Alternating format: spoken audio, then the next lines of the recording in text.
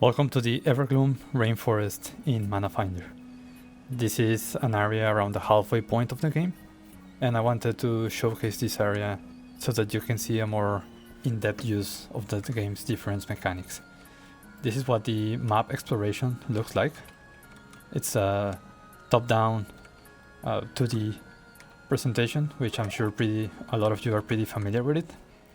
And those shadows that you just saw are enemies. As they spot you, they'll try to chase you, and if they make contact with you, combat will be initiated. This is what combat looks like.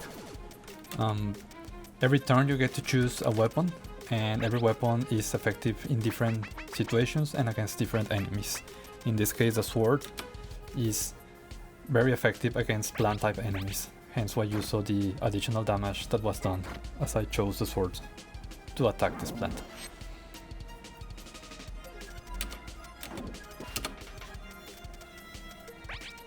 Since the enemy put out its turns, every turn that I use a close range weapon, I'm hit by the turns. But if I were to use a bow or a staff, you'll see that I don't get damaged as I damage the enemy. These are the kind of things you have to pay attention in this game. It's not a just attack to win kind of game. And that's also why there are no random encounters and you won't see that many enemies, so that, you know, it's not also overwhelming to have to strategize that often. So it's a balance of exploration and combat. You pick up items by just touching the glowing things in the ground.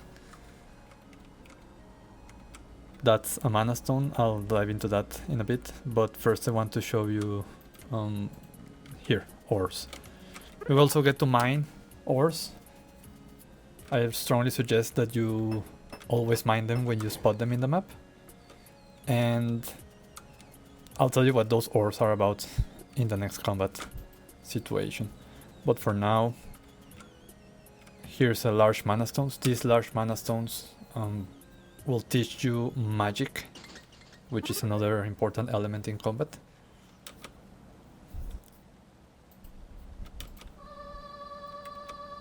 Magic in this game is mostly for support and debuff. It's not meant to be used as healing or damage dealing. although there are a few exceptions. But it's one of the many different ways in which you can strategize in combat, as you'll see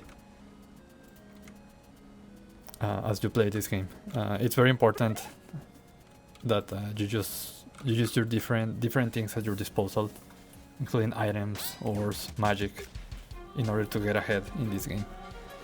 So a few things. First, as you can see, we have the unleash command. That is because my TP bar is full. That's the blue bar below my HP, and that TP bar is filled every time I do damage or I receive damage. When I unleash, I can do special attacks with each weapon. Each one has a different effect. In this case, I'll showcase the triple thrust. As you can see, it was a devastating attack. So unleashes are very powerful.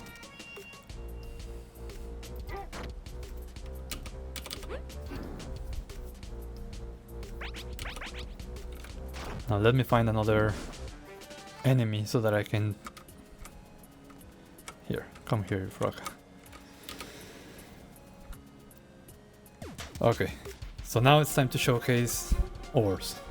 These two commands, Imbue and Scar, they do not consume turns. So the Scar commands are basically, as you saw, Scar is AI controlled, but with these commands you can make him change his stance to be defensive, to follow you so that he will attack whatever enemy you attack, or to prioritize offensive skills. You can also target a specific enemy if you want him to attack, that specific enemy. As for Imbue, the ores we mined earlier, there are different types for each element. You can use them to become offset element. Let's say in this case, and Thunder will make me become Thunder element. It didn't consume a turn, but it consumed an ore. So be very careful with resource management. Now I will deal additional Thunder damage on every attack. So that's a really effective way to deal additional damage, especially if you choose the element which is effective against the corresponding enemy. Beware though that if I were to be attacked by a Thunder element attack, I would be vulnerable because Thunder is weak to Earth. On the contrary, I'll be resistant to both Thunder and Water elemental attacks. So now we found a coma plant. This is what the menu looks like. You go into items, you have coma leaves. This is the most effective way to heal yourself in the game. But you can only feed as many as this manager allows, which it can be upgraded in the game. And the only way to refill the jar is by finding the coma plants and harvesting them. So once again, resource management, items, plants, ores, mana stones, they're all very important elements in this game. It's nature is a huge element in the game, so using the resources that nature gives you, it's important. So as you can see, magic costs mana stones. In this case, for example, if I do sharpen, now my attacks will deal additional damage. Magic does cost turns though, so keep that in mind when strategizing. This blow tape is not vulnerable to any particular type of element or weapon, but it's still worth using ores to deal additional damage so that you can, eliminate the enemy faster.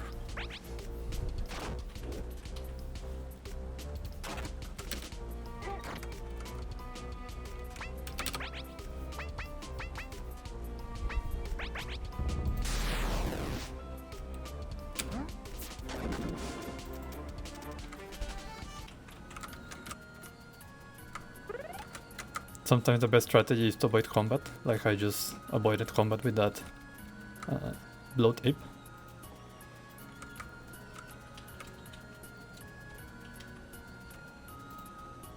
Sometimes it's difficult, but yeah, you can almost always get out of combat if you don't want to. Another thing is that if you do enter combat, the escape command is 100% effective in this game. So not everything is combat. There's also, of course, a lot of story, which I'm not focusing on in this playthrough. And there are moments like this where you can see in more detail the characters. In this case, it's like a relaxing little cutscene where you will heal yourself. The beautiful pixel art by Emblem in this case. And before I finish the demo, I wanted to showcase a few other things. There's a bunch of options, but the game will launch in both English and Spanish. Just as FYI, it's as easy as going to options and changing the language. The entire game will be available in both languages, and you can try that out in the demo right now. Finally, I didn't dive into the story in this showcase, which is something that is very important, but please check out the demo online if that's something that interests you. It's just I wanted to focus on the gameplay for now. Thank you so much for tuning in. Goodbye.